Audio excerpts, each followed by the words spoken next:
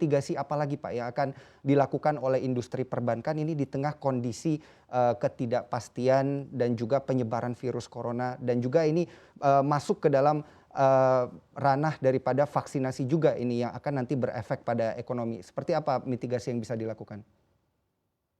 Iya, terus terang vaksinasi memang, adalah game changer ya. Kalau kita mau keluar dari pandemi ini, Mhm. kita memang harus mempercepat proses vaksinasi.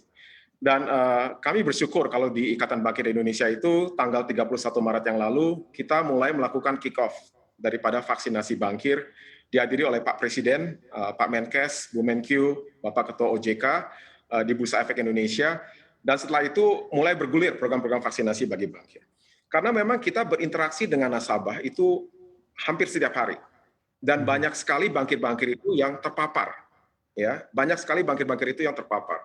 Makanya padahal saat itu kita tahu di semester pertama jumlah vaksin yang masuk ke Indonesia itu masih terbatas. Mhm. Kami bersyukur bahwa sekarang jumlah vaksin semakin lama semakin banyak, ya, sehingga kita bisa terus-menerus melakukan vaksinasi bagi karyawan bank, keluarga mereka, dan juga bagi masyarakat.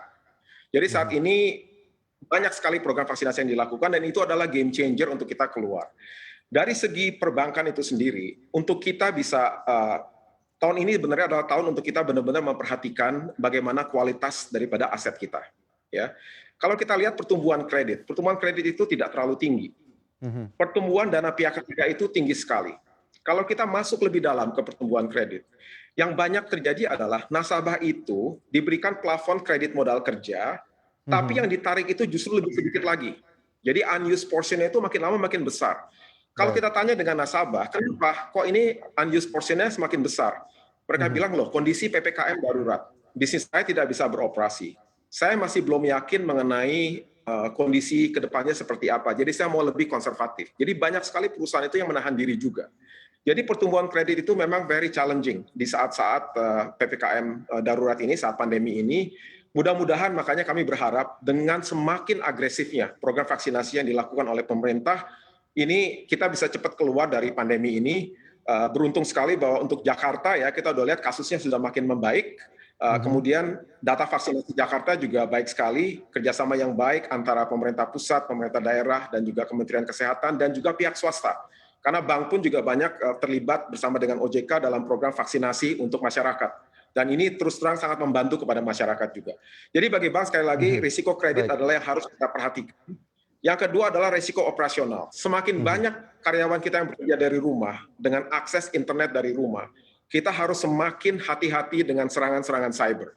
Ya, karena Mhm. mereka takutnya itu ada masuk virus-virus atau malware yang berbahaya. Jadi ini memang dua risiko yang sangat kita perhatikan pada saat pandemi ini. Bukan risiko Mhm. likuiditas, karena likuiditas itu banyak di bank. Jadi nggak ada masalah dengan likuiditas, tapi lebih kepada risiko operasional dan Mhm. juga risiko kredit yang kita perhatikan dengan sangat hati-hati.